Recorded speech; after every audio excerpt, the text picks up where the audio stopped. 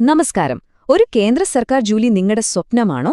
എങ്കിലിതാ നിങ്ങൾക്കായുള്ള ഒരു സുവർണാവസരം.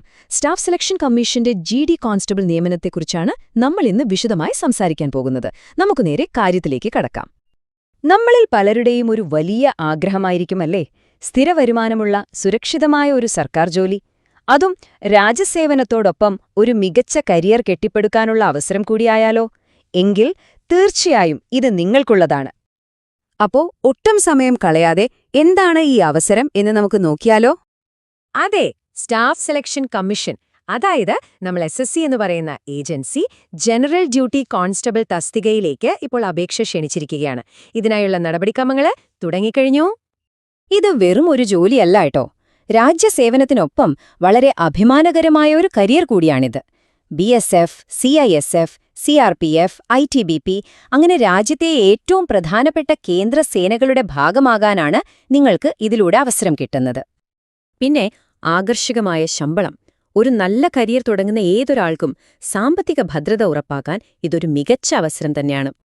ശരി, ഇത്രയൊക്കെ കേട്ടപ്പോൾ നിങ്ങൾക്ക് സ്വാഭാവികമായും ഒരു സംശയം വരും. എനിക്കിതിന് അപേക്ഷിക്കാൻ പറ്റുമോ? എന്തൊക്കെയാണ് യോഗ്യതകൾ? നമുക്ക് നോക്കാം. ഇതാണ് ഇതിലെ ഏറ്റവും വലിയൊരു കാര്യം. അപേക്ഷിക്കാനുള്ള അടിസ്ഥാന യോഗ്യത വളരെ സിമ്പിളാണ്. മിനിമം 10ാം ക്ലാസ് പാസ്സായിരുന്നാൽ മതി. അതെ, നിങ്ങൾ കേട്ടത് ശരിയാണ്. ഈ യോഗ്യതയുള്ള ആയിരക്കണക്കിന് ചെറുപ്പക്കാർക്ക് കേന്ദ്ര സർക്കാർ ജോലി എന്ന സ്വപ്നത്തിലേക്കുള്ള വാതിൽ തുറന്നിട്ടിരിക്കുകയാണ്. ഓക്കേ, അപ്പൊ നിങ്ങൾക്ക് യോഗ്യതയുണ്ടെന്ന് മനസ്സിലായി. ഇനി അടുത്ത സ്റ്റെപ്പ് എന്താ? എങ്ങനെയാണ് അപേക്ഷിക്കേണ്ടത്? നമുക്കതും കൂടി ഒന്ന് നോക്കാം. ഈ ഓൺലൈൻ അപേക്ഷയുടെ കാര്യങ്ങൾ ഓർത്ത് നിങ്ങൾ ടെൻഷൻ അടിക്കേണ്ട ഒരു കാര്യവുമില്ല. നിങ്ങൾക്ക് സഹായത്തിനായി കോഹിനൂർ അക്ഷയ കേന്ദ്രത്തെ സമീപിക്കാം. ഒരു തെറ്റും കൂടാതെ അപേക്ഷ പൂരിപ്പിക്കാനും മറ്റു കാര്യങ്ങൾക്കും അവർ നിങ്ങളെ സഹായിക്കും. ഇനി നമ്മൾ പറയാൻ പോകുന്നത് വളരെ പ്രധാനപ്പെട്ട കുറച്ച് കാര്യങ്ങളാണ്. അപേക്ഷ സമർപ്പിക്കുമ്പോൾ എന്തൊക്കെയാണ് നമ്മൾ തീർച്ചയായും ശ്രദ്ധിക്കേണ്ടത് എന്ന് നോക്കാം. ഈ തീയതി നിങ്ങളുടെ കാലണ്ടറിലൊന്നും മാർക്ക് ചെയ്തു വെച്ചോളൂ.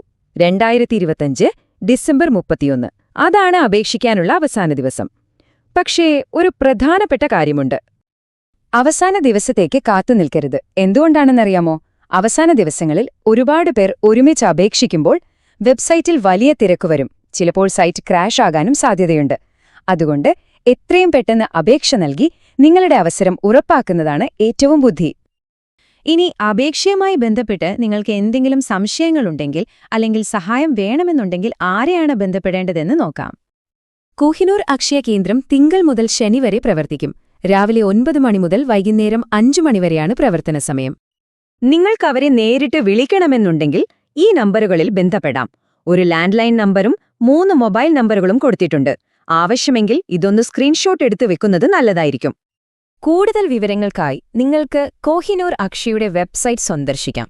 അല്ലെങ്കിൽ അവരുടെ ഫേസ്ബുക്ക്, ഇൻസ്റ്റാഗ്രാം പോലുള്ള സോഷ്യൽ മീഡിയ പേജുകൾ ഫോളോ ചെയ്യാം. ഏറ്റവും പുതിയ വിവരങ്ങൾ പെട്ടെന്ന് തന്നെ അറിയാനായിട്ട് അവരുടെ വാട്സാപ്പ് ഗ്രൂപ്പിൽ ചേരുന്നത് വളരെ നല്ലൊരു കാര്യമാണ്. അപ്പോൾ ഈ നിയമനവുമായി ബന്ധപ്പെട്ട ഒരു വിവരവും നിങ്ങൾക്ക് മിസ്സാകില്ല. അപ്പോ 10ാം ക്ലാസ് യോഗ്യതയിൽ രാജ്യത്തെ സേവിക്കാനും സുരക്ഷിതമായ ഒരു കരിയർ നേടാനുമുള്ള ഈ സുവർണാവസരം നിങ്ങൾ പ്രയോജനപ്പെടുത്തുന്നില്ലേ? കൂടുതൽ വിവരങ്ങൾ പരിശോധിച്ച് നിങ്ങളുടെ ഭാവിക്കായി ഏറ്റവും നല്ലൊരു തീരുമാനമെടുക്കുക.